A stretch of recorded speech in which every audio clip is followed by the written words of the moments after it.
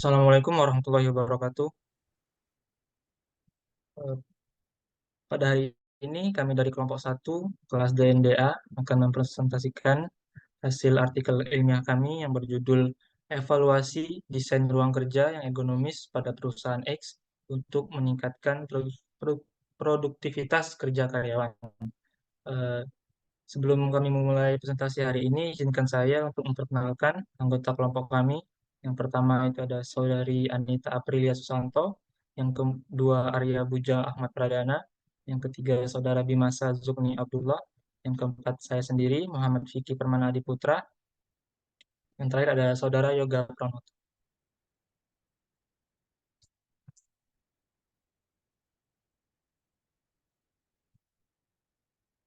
Pada presentasi hari ini, kami akan membahas beberapa poin. Yang pertama ada pendahuluan, yang kedua ada metodologi penelitian, yang ketiga ada hasil penelitian, yang keempat ada kesimpulan.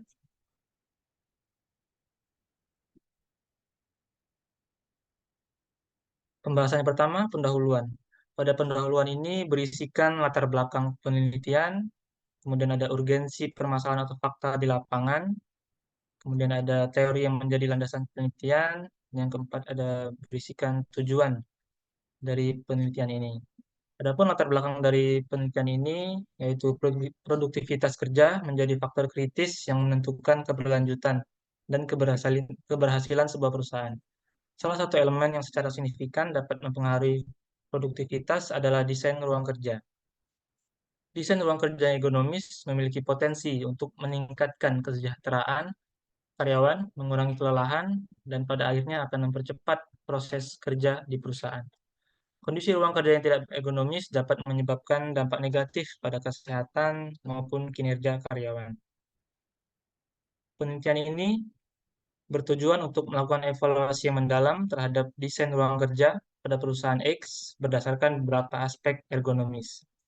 Melalui evaluasi desain ruang kerja yang ergonomis, perusahaan X diharapkan dapat merancang dan mengimplementasikan perubahan yang sesuai dengan kebutuhan karyawan dan tuntutan pekerjaan, sehingga meningkatkan produktivitas, kepuasan karyawan, dan pada akhirnya daya saing perusahaan di pasar yang kompetitif.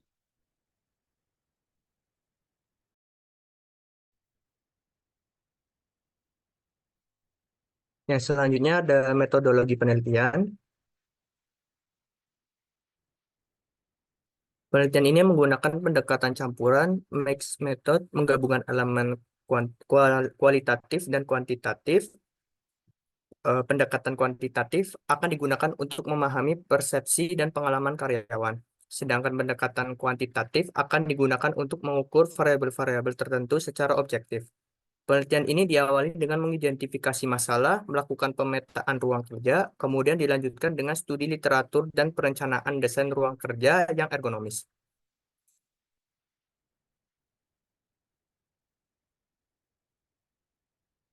Selanjutnya ada prosedur penelitian terdiri dari 6 poin. Yang pertama, melakukan identifikasi pada lingkungan kerja di perusahaan. Yang kedua, pengumpulan data melalui observasi terhadap ruang kerja yang ada melalui salah satu karyawan PT X dan studi literatur. Yang ketiga, menganalisis data untuk mengetahui akar penyebab permasalahan pada desain ruang kerja. Yang keempat, membuat improvement untuk mengatasi permasalahan terkait desain ruang kerja yang ideal untuk PT X. Yang kelima, melakukan evaluasi terhadap hasil improvement yang telah dilakukan. Yang keenam, menarik kesimpulan dan merekomendasikan hasil perbaikan dari penelitian yang telah dilakukan. Pada penelitian ini, hasil evaluasi diharapkan dapat meningkatkan produktivitas dan dapat berkontribusi untuk meningkatkan efisiensi produksi di perusahaan X. Baik, selanjutnya ada hasil penelitian.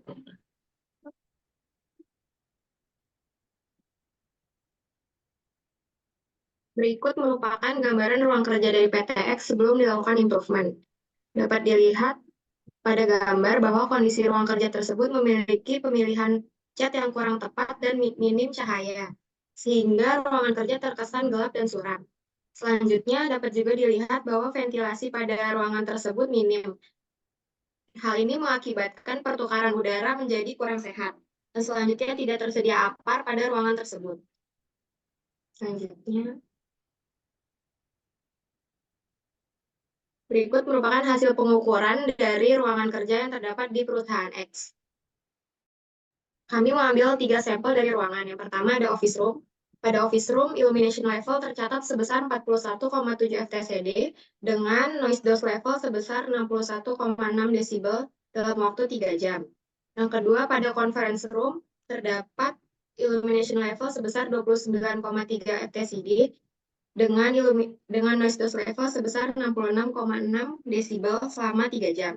Dan yang terakhir, pada meeting room tercatat illumination level sebesar 34,3 FTCD dengan noise dose level sebesar 72,6 desibel selama 2 jam.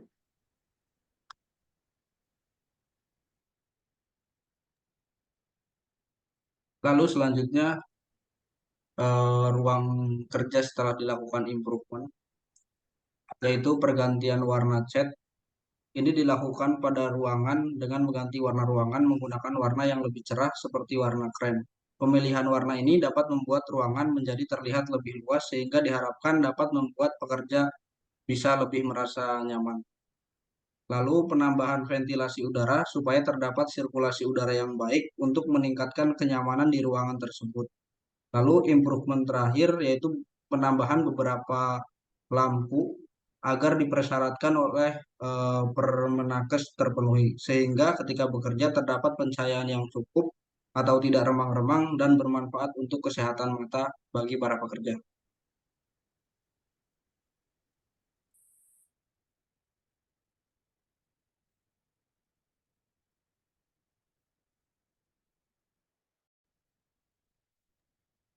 Baik, setelah dilakukannya penelitian dan didapatkan hasil dari penelitian, maka kami menarik kesimpulan yaitu sebagai berikut. Berdasarkan penelitian tersebut, dapat ditarik kesimpulan bahwa ruang kerja yang baik adalah yang memperhatikan aspek-aspek seperti pemilihan warna yang seimbang, ventilasi, suhu udara yang tepat, tingkat kebisingan yang sesuai standar, serta tingkat pencahayaan yang mendukung produktivitas dan efisiensi kerja karyawan. Pentingnya faktor-faktor tersebut terhadap kesejahteraan pekerja dan produktivitasnya menjadi suatu keharusan. Ruangan yang telah ditingkatkan atau yang sudah diimprove dengan perubahan warna, pencahayaan, dan ventilasi menunjukkan peningkatan kenyamanan bagi para pekerja yang bekerja di dalamnya.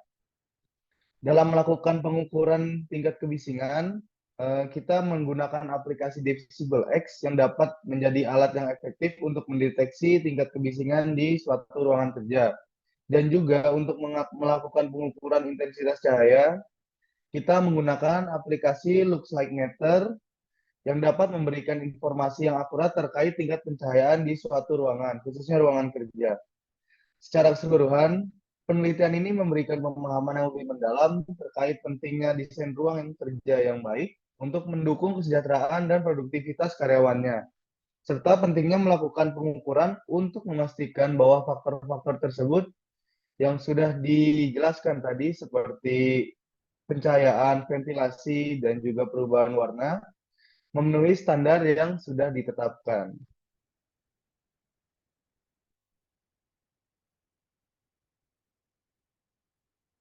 Mungkin sekian presentasi dari kelompok kami. Kurang lebihnya mohon maaf. Terima kasih atas perhatiannya. Wassalamualaikum warahmatullahi wabarakatuh.